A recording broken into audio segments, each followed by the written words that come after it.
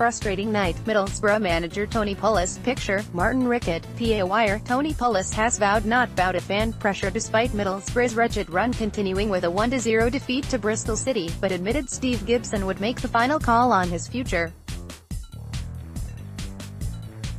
Boro remained 2 points adrift of the playoff places after suffering a fifth successive defeat courtesy of Adam Webster's first-half header.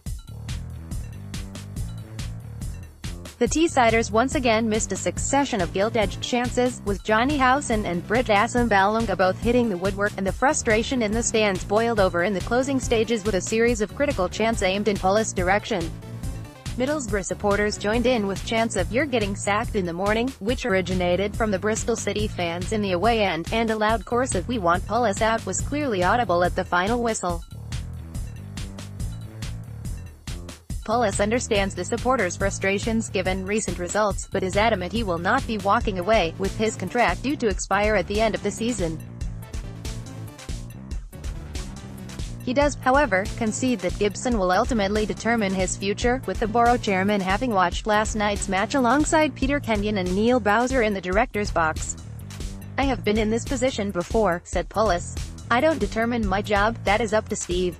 I will just keep going. I will never criticize supporters. They pay their money, I am the custodian of the club for the time I'm given. It's his future, nothing to do with me, it's up to Steve, ask him. I will carry on, keep going, but the important thing is the players keep performing the way they are playing and results will come. I said that 4 games ago, mind." Having bemoaned his side's lack of success in front of goal in Saturday's home defeat to Norwich City, Pulis was once again left dumbstruck by his side's finishing last night.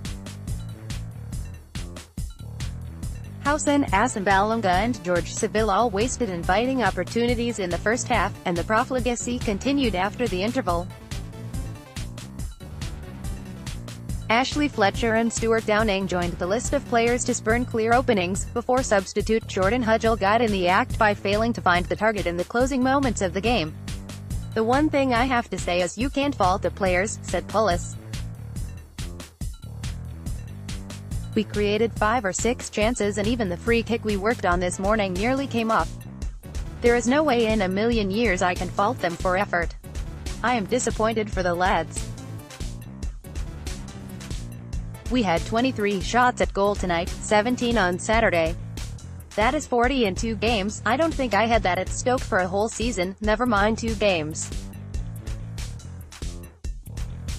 You couldn't say the players were out there not running around.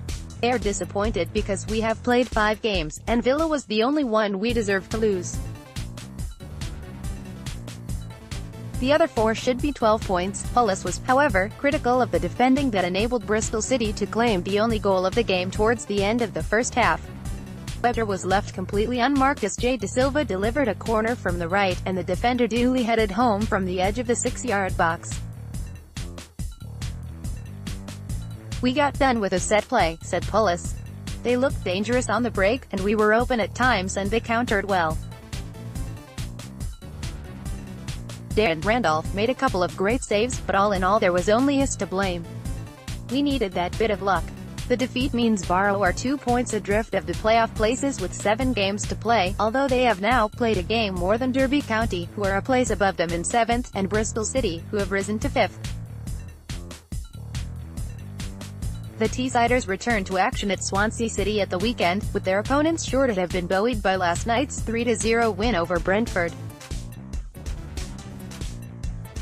Stuart Downing will be available to start at the Liberty Stadium, having made his first championship start of 2019 last night after agreeing to waive the clause in his contract that would have entitled him to a new 1-year deal.